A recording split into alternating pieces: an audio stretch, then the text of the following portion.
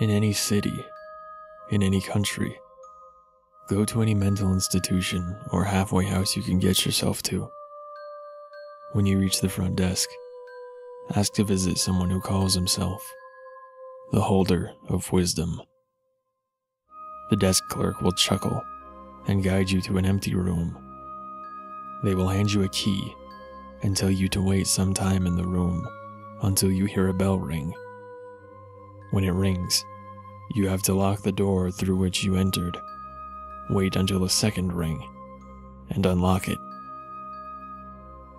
Once those instructions have been carried out, the door will open all by itself and reveal a long hallway with every conceivable color painted onto the walls, ceiling, and floor.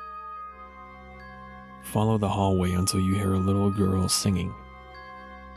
Stop, close your eyes, and stay where you are until the girl finishes the song. If you fail to remain perfectly still, run. Run back to the door through which you came, as fast as you can. Jump through the window of the room where you waited earlier, and you might live. Should you be unable to reach the window in time, you will be dragged back into the hallway by something that is definitely not a little girl.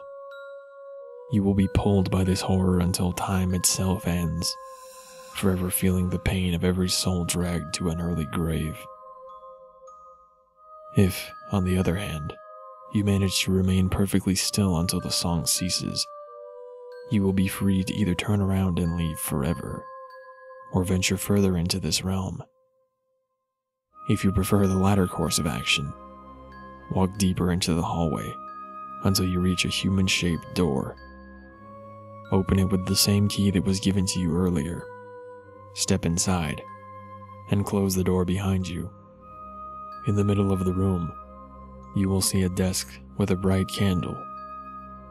Behind the desk is a man, whose face isn't visible behind the shine of the candle.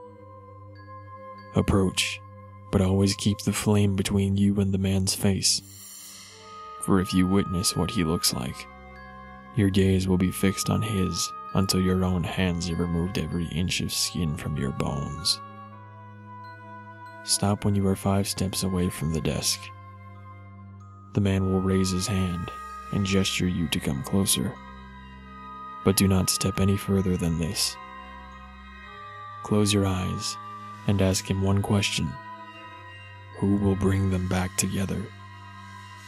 You will hear the man rise from his chair and begin to pray in a language that you will not understand. After 2 minutes, you will hear a name. If you hear Anubis, then you had best utter your own prayers in the short time you will have to do so.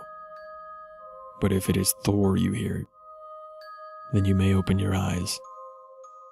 You will see this man's severed head lying on his desk, still speaking. After another 3 minutes, his prayer will cease, and he will tell you how you will die.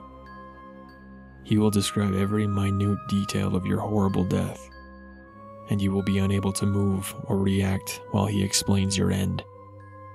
Lastly, he will describe the one who will steal your life away from you, and go into such detail as to why it is necessary that you yourself will question which would be worse, you being murdered, or you being allowed to continue to live. Eventually, the head will finish with its ghastly tale.